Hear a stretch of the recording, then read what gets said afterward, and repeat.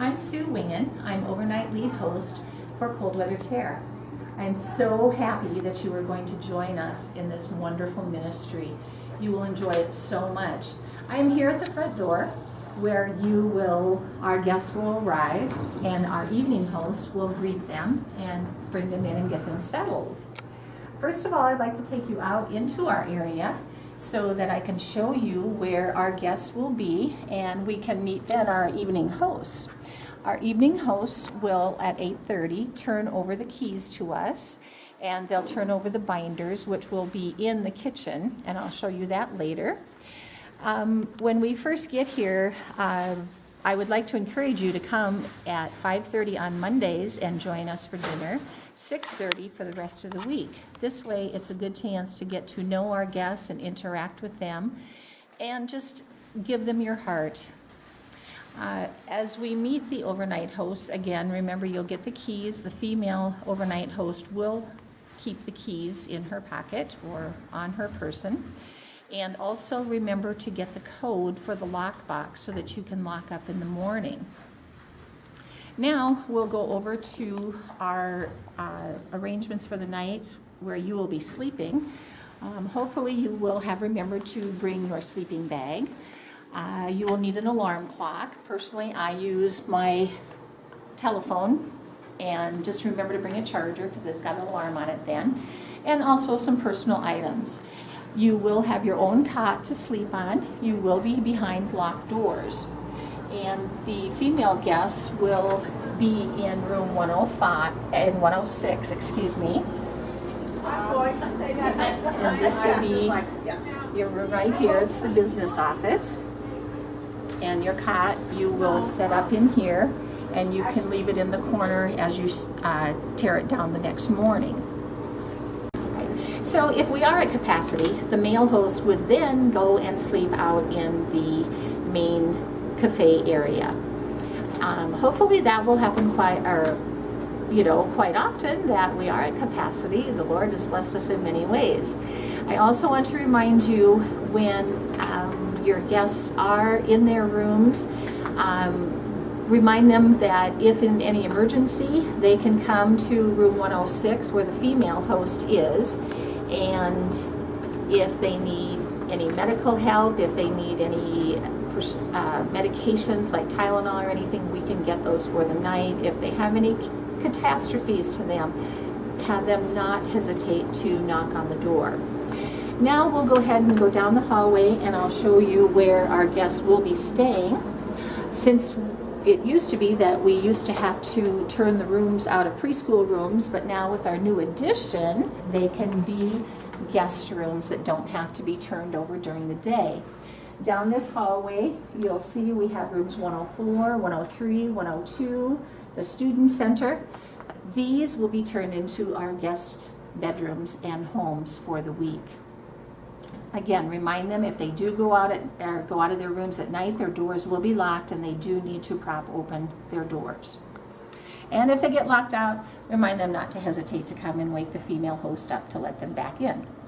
As we're walking down this way, we'll pan over. I'll show you where the smoking area is. Our guests are allowed to go out and smoke. Last smoke break is at 9:15, so the guests are encouraged to finish up by then. They are allowed to go to the end of the sidewalk.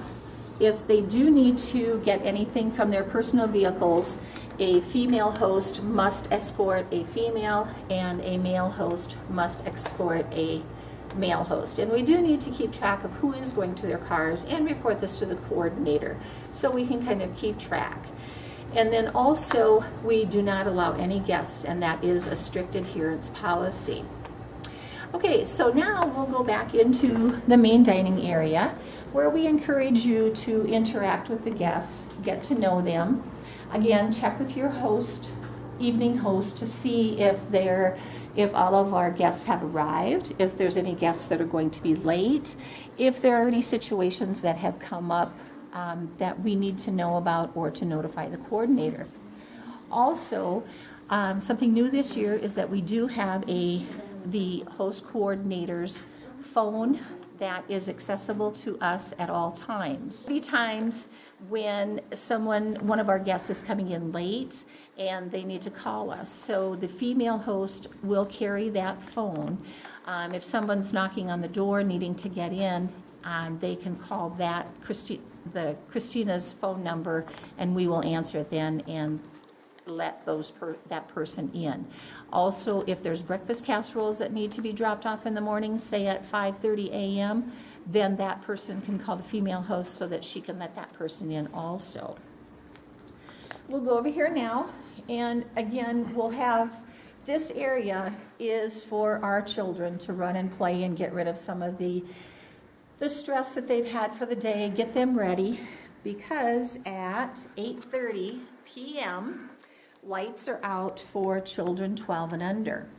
As our guests are here, again, we're not here to parent, but we're here to help the parents, and sometimes gentle reminders are needed, and encourage the children then to be in bed by 8:30. So as we continue then, like I said, for the next hour or so, we would just interact with our guests, lend an ear to them, pray with them if need be. At 9:30, we will go around and we will lock all of the exterior doors. Usually I like to have my male host go around and do all of the doors. Sometimes we may have choir practice or something here, so one of the doors may not get locked all the way, and so it's imperative that, and like I said, the male host should go around and do that. And at this time, we will go around and encourage people to be getting ready for bed, because at 10 p.m. it's lights out for adults also.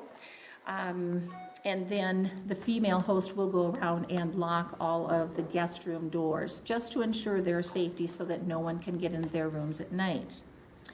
After our guests are in bed, then we will go, and I'll show you the supply room, where we will have all of our items for lunch that you will be packing the lunch for the next morning.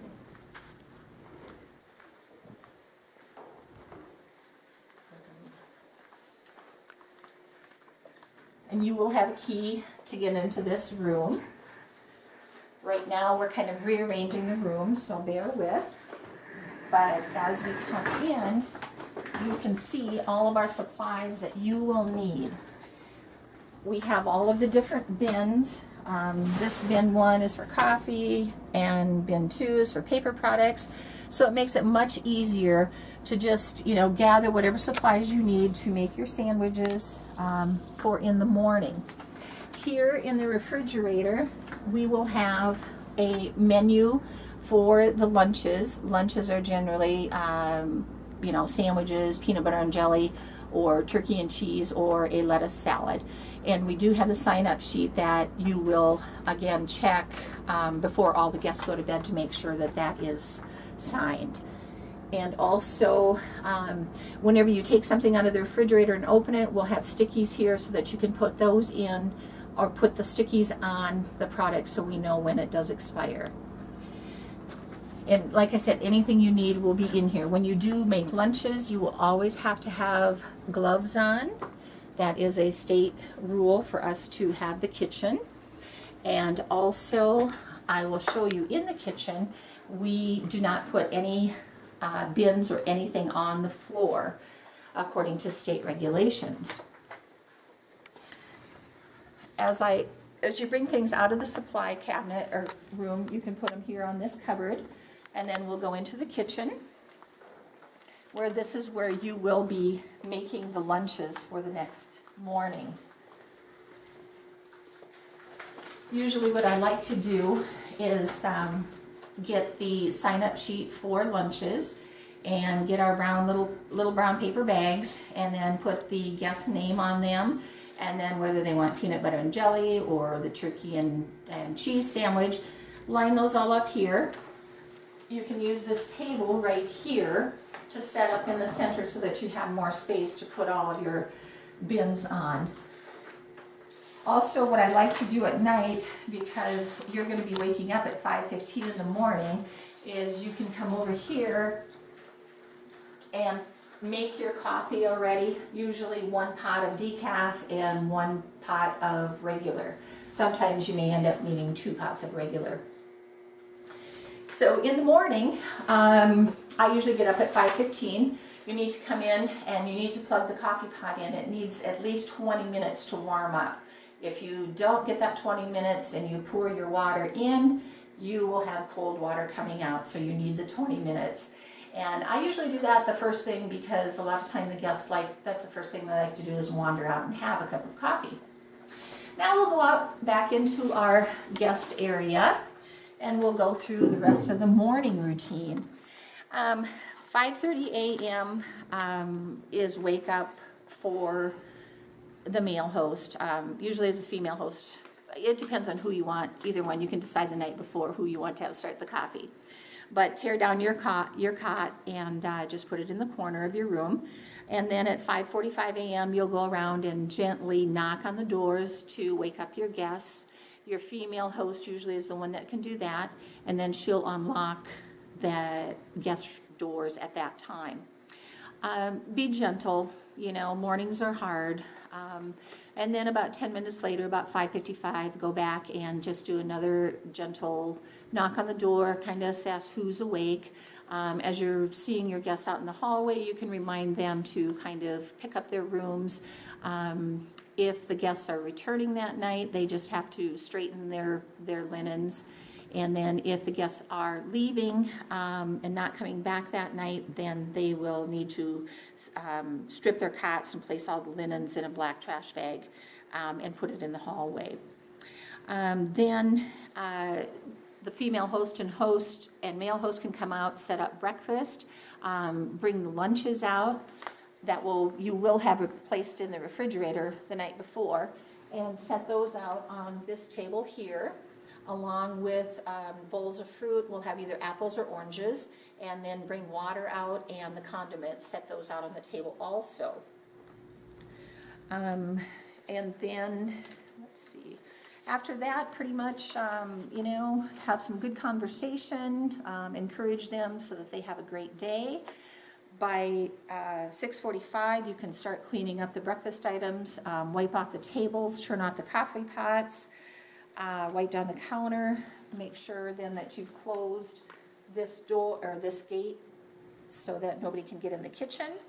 At 7 a.m., all the guests are to be out of the building, and by 7:15, you should go through the rooms and make sure that there isn't any trash in the trash cans, especially if you've got babies in the rooms.